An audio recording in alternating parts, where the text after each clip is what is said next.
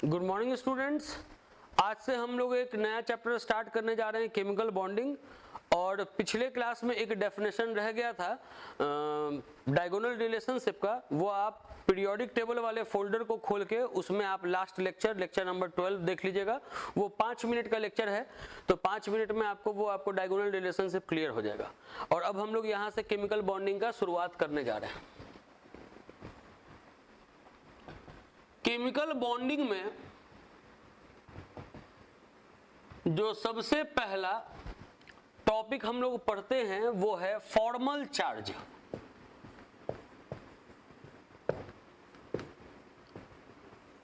सबसे पहला टॉपिक हम लोग पढ़ते हैं फॉर्मल चार्ज की। फॉर्मल चार्ज क्या होता है? देखिए, फॉर्मल चार्ज क्यों पढ़ते हैं, क्या इंपॉर्टेंट रोल है इस टॉपिक का, उसको हम आपको समझाएं पहले एक छोटे से क्वेश्चन के मदद से। फॉर्मल चार्ज क्या होता है, कैसे निकालते हैं, वो सब सिखाएंगे। पहले एक छोटा सा सवाल लिखिएगा। ये सवाल इंजीनियरिंग में आया हुआ क्वेश्चन है, और क्वेश्चन क्या था कि विच स्ट्रक्चर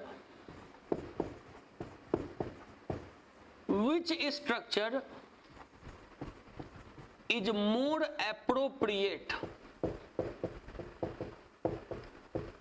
कौन सा स्ट्रक्चर ज्यादा सही है?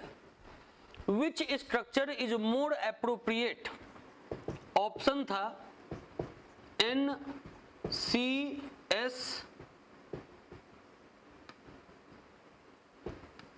-1, दूसरा CNS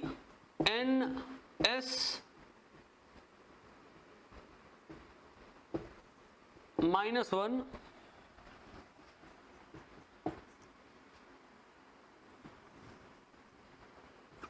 CSN -1।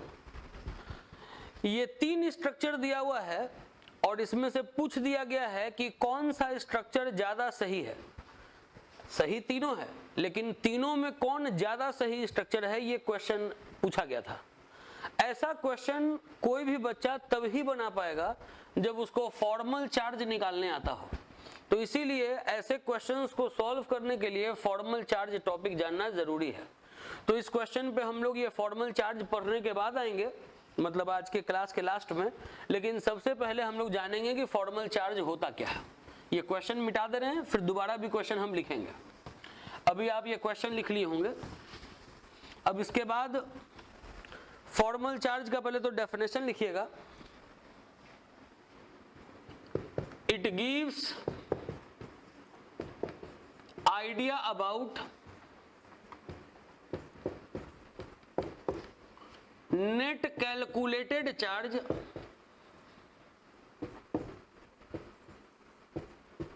On an atom. किसी एटम पर नेट चार्ज कितना है, कोई अगर एटम है तो उस पर नेट चार्ज कितना है, ये कैलकुलेट करने का आइडिया है फॉर्मल चार्ज। ये कैलकुलेट करने का तरीका है फॉर्मल चार्ज। कि कोई भी अगर मॉलिक्यूल दिया हुआ है, उसमें जो बॉन्डेड एटम है, हर बॉन्डेड एटम पर नेट कितना चार्ज है, ये फॉर्मल चार्ज की मदद से हम लोग निकाल सकते हैं। फॉर्मल चार्ज निकालने का फॉर्मूला होता है V - U - S/2।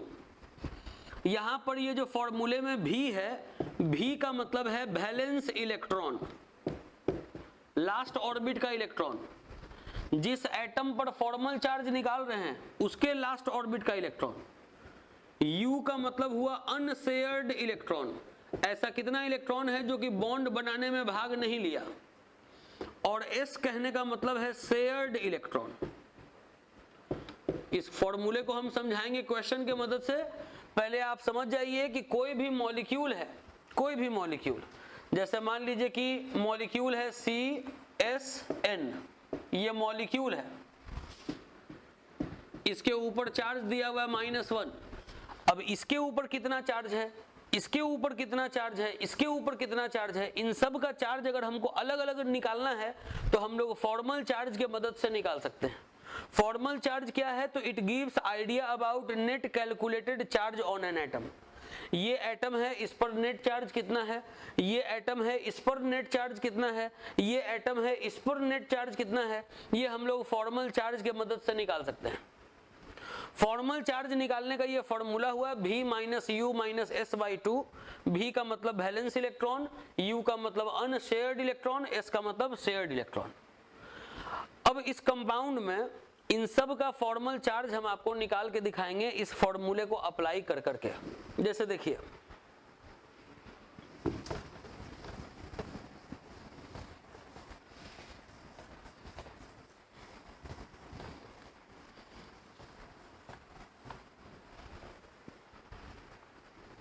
यहां आपको कार्बन दिख रहा है, और अगर हम बोले कि फॉर्मल चार्ज बताइए कार्बन पे, कि कार्बन पे कितना चार्ज है, तो कोई भी एटम का अगर आपको फॉर्मल चार्ज निकालना है, जैसे आपको अगर कार्बन का फॉर्मल चार्ज निकालना है तो फॉर्मूला लगाना पड़ेगा V minus you minus S by two. V का मतलब है वैलेंस इलेक्ट्रॉन। जैसे कार्बन है, कार्बन का एटॉमिक नंबर हुआ 6, K सेल में लिखे 2 इलेक्ट्रॉन, L सेल में लिखे 4 इलेक्ट्रॉन, तो इसके लास्ट ऑर्बिट में 4 इलेक्ट्रॉन चार्ज हुआ, तो V की जगह पे 4 लिख देंगे माइनस। ये U है, U का मतलब हुआ अनशेयर्ड इलेक्ट्रॉन, वो इलेक्ट्रॉन जो शेयरिंग में भाग नहीं लिया, जो बॉन्ड बनाने में भाग नहीं लिया। अब आप देखिए कि 1 2 3 4 इलेक्ट्रॉन ऐसा यहां दिख रहा है जो कि बॉन्ड बनाने में भाग नहीं लिया, तो U के जगह पे भी हो जाएगा 4 माइनस। S का मतलब है शेयर्ड इलेक्ट्रॉन। आप देखिए कि कार्बन बॉन्ड कितना बनाए हुए हैं, तो कार्बन बॉन्ड बनाए हुए 2, एक बॉन्ड का मतलब 2 शेयर्ड इलेक्ट्रॉन, तो 2 बॉन्ड का मतलब कि 4 शेयर्ड इलेक्ट्रॉन, तो यहां शेयर्ड इलेक्ट्रॉन हो गया 4। अब इसको ऑपरेट करेंगे तो 4 माइनस 6 हो गया, 4 में से 6 गया -2, मतलब यहां पर कार्बन के ऊपर चार्ज कितना है, तो -2। अब किसी के दिमाग में हो कि यहां पर तो इस कंपाउंड के ऊपर तो टोटल -1 चार्ज लिखा हुआ है, तो इसके ऊपर -2 कैसे हो सकता है, तो आपको दिमाग में रखना होगा कि सबका चार्ज निकालना पड़ेगा। सबका चार्ज निकालेंगे, अगर चार्ज को जोड़ेंगे तो फिर -1 आ जाएगा। अभी हम आपको कार्बन का चार्ज निकाल के दिखा दिए। अब अगर सल्फर दिख रहा है, फॉर्मल चार्ज अगर आपको सल्फर का निकालना हो तो हम लोग यही फॉर्मूला अप्लाई करेंगे, V minus you minus S by two. जैसे सल्फर है, सल्फर का एटॉमिक नंबर 16 है, K सेल में 2, L सेल में 8, M सेल में 6, लास्ट ऑर्बिट में 6 इलेक्ट्रॉन है, तो वैलेंस इलेक्ट्रॉन हो गया 6। U का मतलब है अनशेयर्ड इलेक्ट्रॉन, एक भी इसके ऊपर डॉट नहीं बना हुआ है, मतलब इसमें अनशेयर्ड इलेक्ट्रॉन एक भी नहीं है, तो अनशेयर्ड हो गया 0 माइनस। S का मतलब है शेयर्ड इलेक्ट्रॉन, सल्फर 1 2 3 4 बॉन्ड बनाए हुए हैं, 4 बॉन्ड का मतलब 8 इलेक्ट्रॉन, तो शेयर्ड इलेक्ट्रॉन हो गया 8। अब 6 में से 4 चला गया, तो इसका आंसर हो गया +2, मतलब कार्बन पे चार्ज है -2, सल्फर पे चार्ज है +2। अब हम लोग नाइट्रोजन पे चार्ज निकालेंगे कि नाइट्रोजन पे चार्ज कितना है। फॉर्मल चार्ज अगर हम नाइट्रोजन पे निकालें तो यही फॉर्मूला अप्लाई करेंगे, V minus you minus S by two. Nitrogen atomic number 7 है, K सेल में 2 इलेक्ट्रॉन, L सेल में 5 इलेक्ट्रॉन, लास्ट ऑर्बिट में 5 इलेक्ट्रॉन है, तो वैलेंस इलेक्ट्रॉन हो गया 5। माइनस का साइन है तो माइनस का साइन दिए। U का मतलब है अनशेयर्ड इलेक्ट्रॉन। आप देखिए कि इसके इर्द गिर्द टोटल 4 इलेक्ट्रॉन बना हुआ है, मतलब ऐसा 4 इलेक्ट्रॉन है जो कि शेयरिंग में भाग नहीं लिया, फिर माइनस का साइन दिए। S का मतलब होता है शेयर्ड इलेक्ट्रॉन। नाइट्रोजन 2 बॉन्ड बनाए हुए हैं, एक बॉन्ड का मतलब है 2 इलेक्ट्रॉन, तो 2 बॉन्ड का मतलब है 4 इलेक्ट्रॉन, तो 4/2। अब 5 में से 6 गया तो -1, इस पर चार्ज है -2, इस पर चार्ज है +2, इस पर चार्ज है -1। तो आप इस क्वेश्चन में देखें कि हमको फॉर्मल चार्ज इस पर निकालना था, तो सब पर फॉर्मल चार्ज निकाल दिए। अब सब चार्ज को जोड़ दीजिए, -2 +2 0 हो गया, फिर ये -1, इसीलिए टोटल पर आपको -1 दिख रहा है। तो फॉर्मल चार्ज के मदद से हम लोग ये जान सकते हैं कि कोई भी कंपाउंड है तो उसमें जो भी बॉन्डेड एटम है, हर एटम पर चार्ज कितना है। अब बात समझिए, ये तो आपको फॉर्मल चार्ज निकालना सिखाएं। अब आपको भी क्वेश्चन दे रहे हैं फॉर्मल चार्ज निकालने के लिए। देखिए,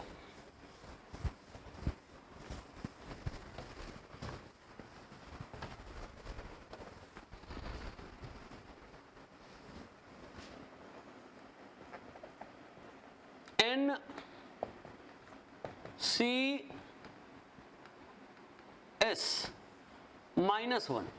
आपको नाइट्रोजन पे, कार्बन पे, सल्फर पे, तीनों पे फॉर्मल चार्ज निकालना है।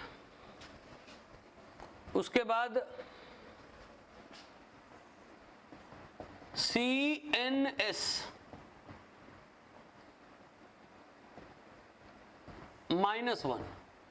इस क्वेश्चन में भी आपको इस पर मतलब कार्बन पर, नाइट्रोजन पे, सल्फर पे, तीनों पे आपको फॉर्मल चार्ज निकालना है। अब ये आप बनाइए, वीडियो को रोक दीजिए, आप पहले बनाइए, बनाने के बाद फिर आप वीडियो को आगे बढ़ाइए और उसके बाद मैच कीजिए कि मेरे द्वारा कैसे बनाया गया। अब देखिए हम बना रहे हैं, अगर नाइट्रोजन है, अगर फॉर्मल चार्ज नाइट्रोजन पे निकालेंगे तो फॉर्मूला लगाएंगे V - U - S/2। नाइट्रोजन का वैलेंस इलेक्ट्रॉन दिख रहा है 5, तो लिख दिए 5। अनशेयर्ड है, इसके ऊपर 4 इलेक्ट्रॉन दिख रहा है अनशेयर्ड। नाइट्रोजन 2 बॉन्ड बनाए हुए हैं, मतलब कि 4 शेयर्ड इलेक्ट्रॉन है, 5 में से 6 गया -1। फॉर्मल चार्ज फिर निकालेंगे कार्बन पे, V - U - S/2। Valence electron है कार्बन का 4, वहां लिखा हुआ है वैलेंस इलेक्ट्रॉन 4, इसके ऊपर एक भी डॉट नहीं बना हुआ है, मतलब अनशेयर्ड 0। कार्बन 4 बॉन्ड बनाए हुए हैं, मतलब कि शेयर्ड इलेक्ट्रॉन 8, 4 में से 4 गया 0। इस पर चार्ज आया -1, इस पे चार्ज आया 0।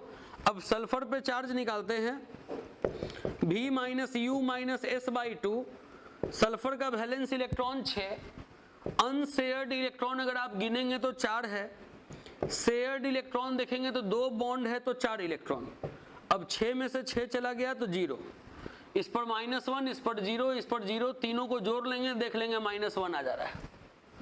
अब ये वाले क्वेश्चन में आपको फॉर्मल चार्ज निकालना है कार्बन पे, फॉर्मूला वही लगेगा V - U - S/2। कार्बन का वैलेंस इलेक्ट्रॉन 4 होता है, अनशेयर्ड देखिए 4 दिख रहा है। उसके बाद कार्बन 2 बॉन्ड बनाए हुए हैं, मतलब शेयर्ड इलेक्ट्रॉन 4, 4 में से 6 गया -2, इस पर आया -2 चार्ज। अब नाइट्रोजन है, नाइट्रोजन का फॉर्मल चार्ज निकालेंगे, V - U - S/2। Valence electron कितना है, तो वैलेंस इलेक्ट्रॉन है नाइट्रोजन का देख लीजिए 5, एक भी इलेक्ट्रॉन अनशेयर्ड नहीं है। नाइट्रोजन 4 बॉन्ड बनाए हुए हैं, 4 बॉन्ड का मतलब हुआ 8 शेयर्ड इलेक्ट्रॉन, 5 में से 4 गया, इसका आंसर हो गया +1। अब सल्फर पे अगर निकालें फॉर्मल चार्ज, फॉर्मूला यही लगेगा V - U - S/2। सल्फर का वैलेंस इलेक्ट्रॉन है 6, अनशेयर्ड है 1 2 3 4, और सल्फर 2 बॉन्ड बनाए हुए हैं, मतलब कि शेयर्ड इलेक्ट्रॉन भी 4, 6 में से 6 गया 0। तो आप देख रहे हैं कि इसमें 2 ऐसा एटम है जिस पर कि 0 चार्ज है, इसमें एक ऐसा एटम है कि 0 चार्ज है, इसमें एक भी एटम नहीं है जिस पर कि 0 चार्ज है। लेकिन फॉर्मल चार्ज सबका निकल गया, इस कंपाउंड में नाइट्रोजन पे क्या चार्ज है, इस कंपाउंड में नाइट्रोजन पे क्या चार्ज है, इस कंपाउंड में नाइट्रोजन पे क्या चार्ज है। फॉर्मल चार्ज हम लोग इसी तरीके से निकालते हैं, V - U - S/2 फॉर्मूला लगाकर। ये तो फॉर्मल चार्ज हुआ। अब आ रहे हैं उस क्वेश्चन पे जो कि शुरुआत में लिखे थे।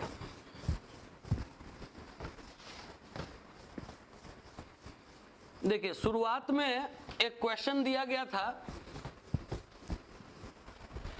बोले थे कि ये क्वेश्चन इंजीनियरिंग एग्जाम में आ चुका है। Which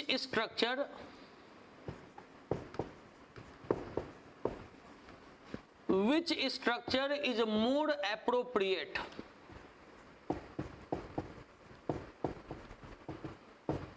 कौन सा स्ट्रक्चर ज्यादा सही है? Which structure is more appropriate? Option में यही 3 कंपाउंड था, एक था CSN -1, एक था NCS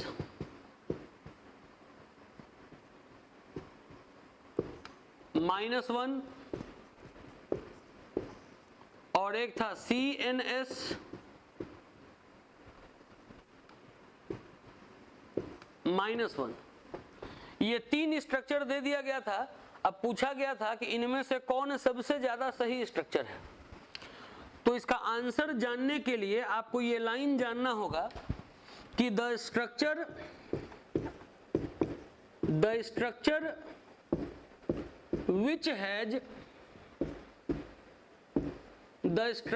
which has more number of zero formal charges, the structure which has more number of zero formal charges is more appropriate। वो स्ट्रक्चर जिसमें ज्यादा जीरो फॉर्मल चार्जेज है वो ज्यादा अप्रोप्रिएट है।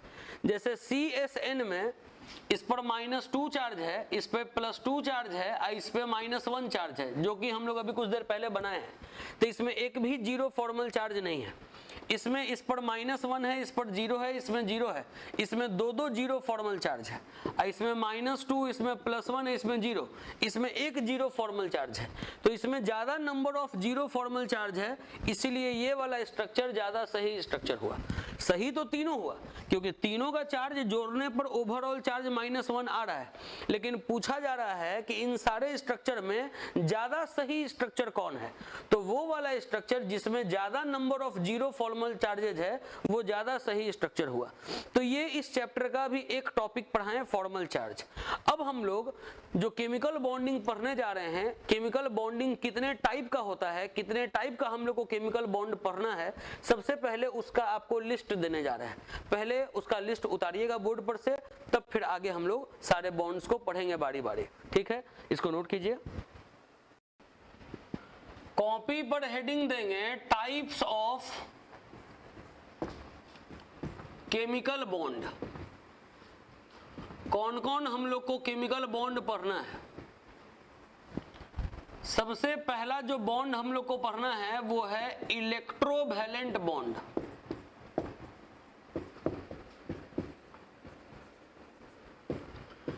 इसको आयनिक बॉन्ड भी कहते हैं। इसके बाद जो दूसरा हम लोग को बॉन्ड पढ़ना है वो है कोवैलेंट बॉन्ड। कोवैलेंट बॉन्ड में ऐसे नंबर 1 देके लिखेंगे, on the basis of number, on the basis of number. ये नंबर के आधार पर 3 प्रकार का होता है। एक पढ़ना है सिंगल कोवैलेंट बॉन्ड,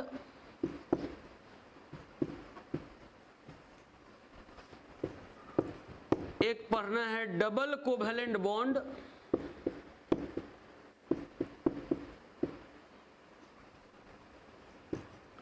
एक पढ़ना है ट्रिपल कोवैलेंट बॉन्ड।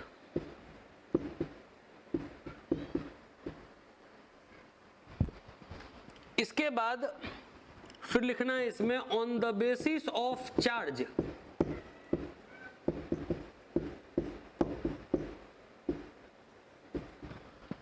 पहले ये सब जिस तरीके से आपको बता रहे हैं पहले वैसे कॉपी पर नोट कीजिए। टाइप्स ऑफ केमिकल बॉन्ड में सबसे पहले इलेक्ट्रोवैलेंट बॉन्ड, दूसरा covalent bond.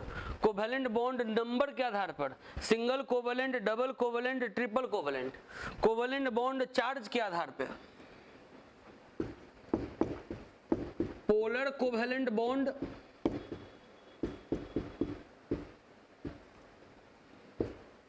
Non polar covalent bond. Polar covalent bond, non polar covalent bond. इसके बाद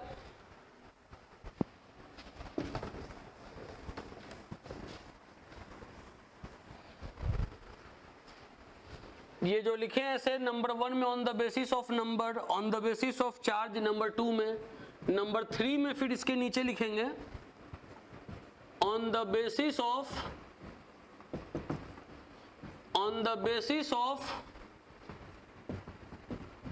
overlapping of orbital, on the basis of overlapping of orbital. पहला type लिखेंगे इसमें सिग्मा बॉन्ड, दूसरा फिर टाइप इसमें लिखेंगे पाई बॉन्ड,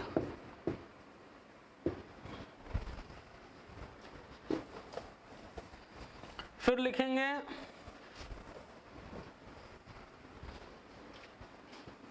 इसी में स्पेशल केस करके कोऑर्डिनेट बॉन्ड। इसी का एक और नाम है dative bond, dative bond.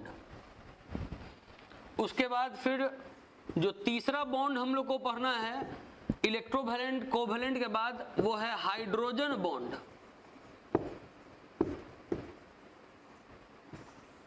Hydrogen bond को भी दो प्रकार से क्लासिफाई कर देंगे। हाइड्रोजन बॉन्ड भी हम लोग को दो प्रकार का पढ़ना है। एक पढ़ना है इंटरमॉलिक्यूलर हाइड्रोजन बॉन्ड, और एक पढ़ना है इंट्रामॉलिक्यूलर हाइड्रोजन बॉन्ड। ये इतना बॉन्ड हम लोग को इस चैप्टर में पढ़ना है। ये बॉन्ड पढ़ने के बाद और भी बहुत सारा टॉपिक हम लोग को इस चैप्टर में पढ़ना है। जैसे हम लोग को पढ़ना है हाइब्रिडाइजेशन, हम लोग को पढ़ना है रेजोनेंस, हम लोग को पढ़ना है मॉलिक्यूलर ऑर्बिटल थ्योरी,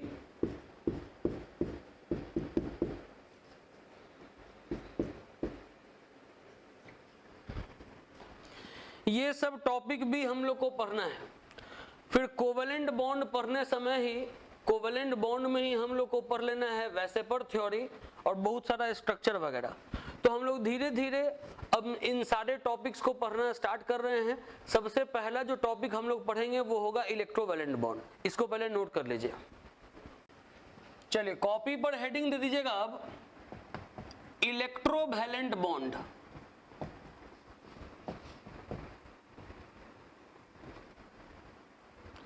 शुरुआत में इलेक्ट्रोवैलेंट बॉन्ड और शुरुआत में कोवैलेंट बॉन्ड थोड़ा देर तक 9-10 वाला है।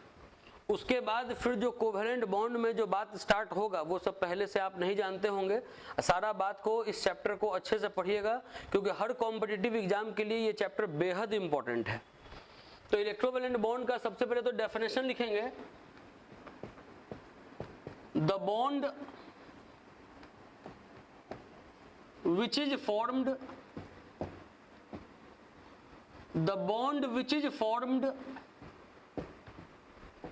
as a result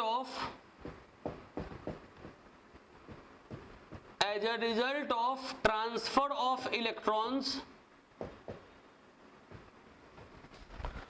the bond which is formed as a result of transfer of electrons, ऐसे लिखेंगे, इलेक्ट्रॉन लिखेंगे अब ब्रैकेट में एस लिख देंगे। इसका मतलब हुआ कि एक इलेक्ट्रॉन या एक से ज्यादा electron. The bond which is formed as a result of transfer of electrons from one atom to another is called electrovalent bond. वो बॉन्ड जो इलेक्ट्रॉन के ट्रांसफर होने से बनता है, वो बॉन्ड जो इलेक्ट्रॉन के ट्रांसफर होने से बनता है, मतलब एक एटम है, ये अपना इलेक्ट्रॉन दूसरे एटम को दे दिया। इलेक्ट्रॉन का ट्रांसफर का मतलब हुआ कि एक एटम का इलेक्ट्रॉन लॉस करना तो दूसरे का इलेक्ट्रॉन गेन करना। तो वो बॉन्ड जो इलेक्ट्रॉन के लॉस और इलेक्ट्रॉन के गेन होने से बनता है उसको हम लोग कहते हैं इलेक्ट्रोवैलेंट बॉन्ड। क्योंकि ट्रांसफर होने का मतलब हुआ कि एक एटम है, ये दूसरा एटम है, तो ये एटम अपना एक इलेक्ट्रॉन अगर इसको दे दिया या दो इलेक्ट्रॉन इसको दे दिया तो ट्रांसफर का मतलब है लॉस और ट्रांसफर का मतलब है गेन। तो जो बॉन्ड इलेक्ट्रॉन के लॉस और गेन से होने से बनता है, कोई एटम इलेक्ट्रॉन लॉस करे, कोई एटम इलेक्ट्रॉन गेन करे, और उसके बाद जो बॉन्ड बने उसको हम लोग इलेक्ट्रोवैलेंट बॉन्ड कहते हैं। एग्जाम्पल है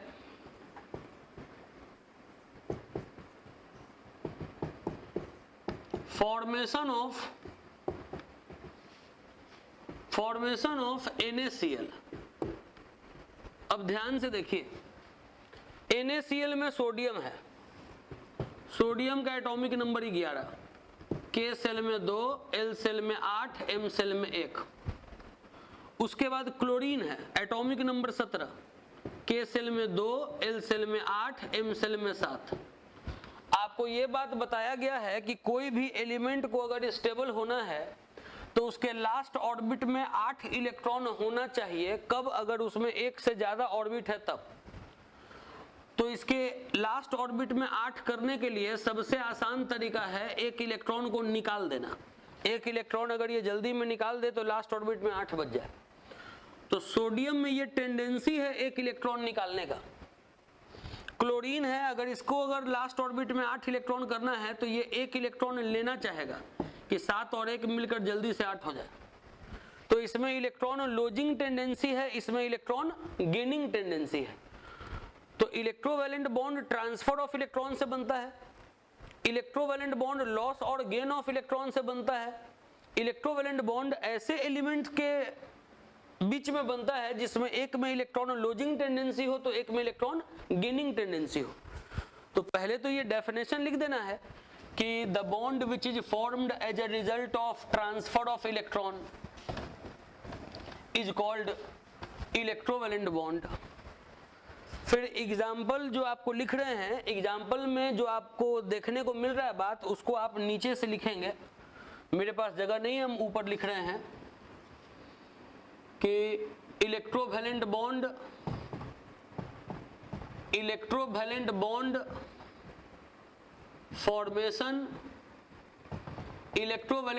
फॉर्मेशन इन्वॉल्व्स लॉस और gain of electron.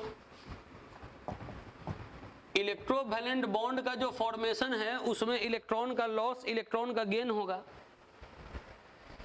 Electrovalent bond ऐसे ही एलिमेंट के बीच में बनेगा जिसमें एक में इलेक्ट्रॉन लॉस करने का नेचर हो तो एक में इलेक्ट्रॉन गेन करने का नेचर हो। Electrovalent bond is formed between two elements, one having electron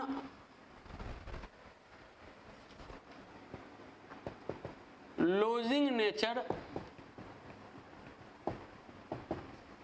while other having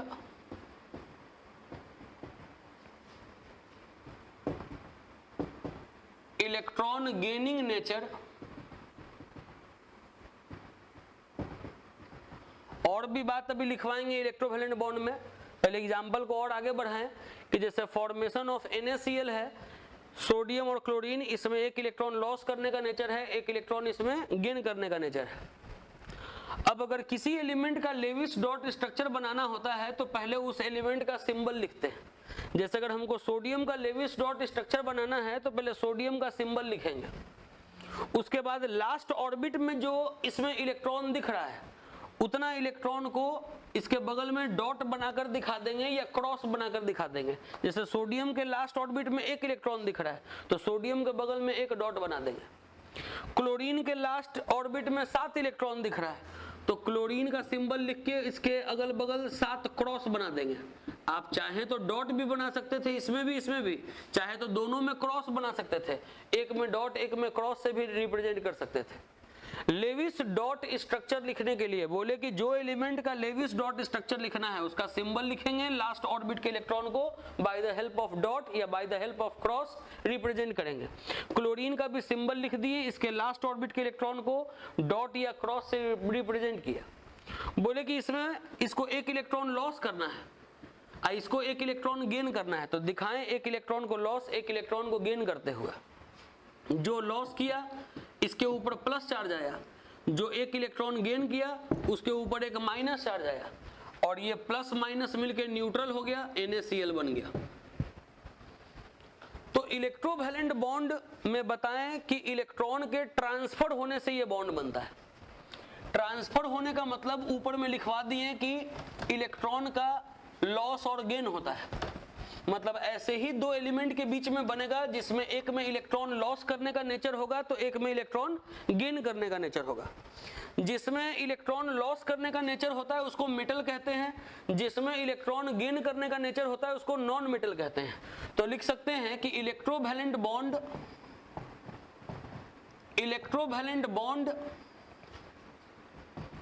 is formed between a metal and a non-metal। Electrovalent bond जब बनेगा तो एक मेटल एक नॉन मेटल के बीच में बनेगा। जैसे ही इलेक्ट्रोवैलेंट बॉन्ड बनेगा तो आयन का फॉर्मेशन हो जाएगा, पॉजिटिव आयन निगेटिव आयन का फॉर्मेशन हो जाएगा। जो इलेक्ट्रॉन लॉस करेगा पॉजिटिव आयन बनेगा, जो इलेक्ट्रॉन गेन करेगा नेगेटिव आयन बनेगा। तो इलेक्ट्रोवैलेंट बॉन्ड फॉर्मेशन के बाद आयंस का फॉर्मेशन हो जाएगा, इसीलिए इस बॉन्ड को आयनिक बॉन्ड भी कहते हैं। लिख रहे हैं कि during formation of electrovalent bond formation of ions take place। That's why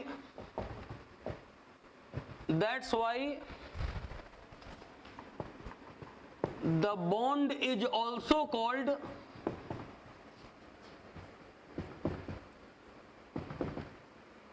ionic bond। इसीलिए इस बॉन्ड को आयनिक बॉन्ड भी कहते हैं।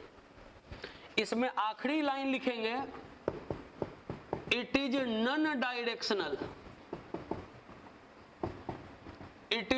Directional in nature.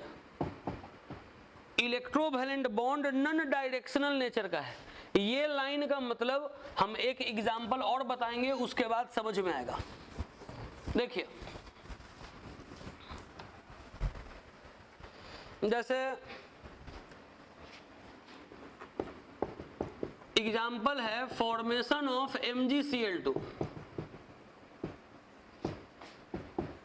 Formation of MgCl2, magnesium का एटॉमिक नंबर 12 है। एटॉमिक नंबर 12 तो K सेल में 2, L सेल में 8, M सेल में 2। इसको स्टेबल होने के लिए 2 इलेक्ट्रॉन लॉस करने का नेचर है, क्योंकि 2 लॉस कर देगा तो लास्ट ऑर्बिट में 8 हो जाएगा। Chlorine atomic number 17, K shell में 2, L सेल में 8, M सेल में 7। इसको स्टेबल होने के लिए 1 इलेक्ट्रॉन गेन करना है कि 7 और 1 8 हो जाएगा। अब देखिए MgCl2 है तो पहले मैग्नीशियम का लेविस डॉट स्ट्रक्चर बनाना है। सिंबल लिख दिए, लास्ट ऑर्बिट में 2 इलेक्ट्रॉन है तो 2 डॉट बना दिए। ये हो गया मैग्नीशियम का लेविस डॉट स्ट्रक्चर। अब क्लोरीन है, उसका लेविस डॉट स्ट्रक्चर बनाना है तो सिंबल लिख दिए, 7 इलेक्ट्रॉन दिखा दिए क्योंकि लास्ट ऑर्बिट में 7 इलेक्ट्रॉन है। लेकिन क्लोरीन गिनती में 2 है तो एक और क्लोरीन बना दिए, इसमें भी 7 इलेक्ट्रॉन दिखा दिए। इसको दोनों लॉस करना है, इन दोनों को एक एक गेन करना है। तो ये एक इससे गेन कर लिया, ये एक इससे गेन कर लिया, ये दोनों का लॉस कर दिया। तो आप देख रहे हैं कि मैग्नीशियम 2 का लॉस किया तो मैग्नीशियम के ऊपर +2 चार्ज है। ये 2 क्लोरीन है, दोनों क्लोरीन एक एक इलेक्ट्रॉन गेन किया तो दोनों क्लोरीन पर एक एक माइनस चार्ज। ये है +2 और ये है -2, तो +2 और -2 मिलके न्यूट्रल हो गया, MgCl2 बन गया। ये MgCl2 का फॉर्मेशन बताया। अब आपको ये लाइन हमको समझाना था, ये लाइन समझाते हैं। पहले बात समझिए, कोई बोले कि हमको मैग्नीशियम बनाना है तो हम मैग्नीशियम का लेविस डॉट स्ट्रक्चर ऐसे बनाएंगे। सिंबल लिख दिए, 2 इलेक्ट्रॉन दिखा दिए। हाँ जी दिखा सकता है। क्लोरीन 2 बनाना है, 7-7 इलेक्ट्रॉन वाला। ये क्लोरीन हो गया 7 इलेक्ट्रॉन, ये क्लोरीन हो गया 7 इलेक्ट्रॉन, इसको एक गेन करना है, इसको भी एक गेन करना है और इसको 2 लॉस करना है। तो 2 ऐसे लॉस करे, 2 ऐसे लॉस करे, आप ऐसे बनाइएगा सही होगा, आप ऐसे बनाइएगा सही होगा। मतलब ये बॉन्ड को आप किसी भी तरीके से बनाइए, कोई दिक्कत नहीं है। यही लिखा हुआ है, it is a non directional in nature. ये नहीं है कि ये बॉन्ड और ये बॉन्ड के बीच में कोई फिक्स एंगल है, नहीं, इसीलिए लिखा गया है ये नॉन डायरेक्शनल इन नेचर है। लेकिन जब कोवेलेंट बॉन्ड पढ़ेंगे हम लोग अगले क्लास में, तो उसमें आपको 14 प्रकार का स्ट्रक्चर पढ़ाया जाएगा। जी फिर से सुन लीजिए, 14 प्रकार का स्ट्रक्चर है, वो स्ट्रक्चर याद करना पड़ेगा। जब तक वो 14 स्ट्रक्चर नहीं याद रखिएगा तो कोवेलेंट बॉन्ड नहीं सीख पाइएगा।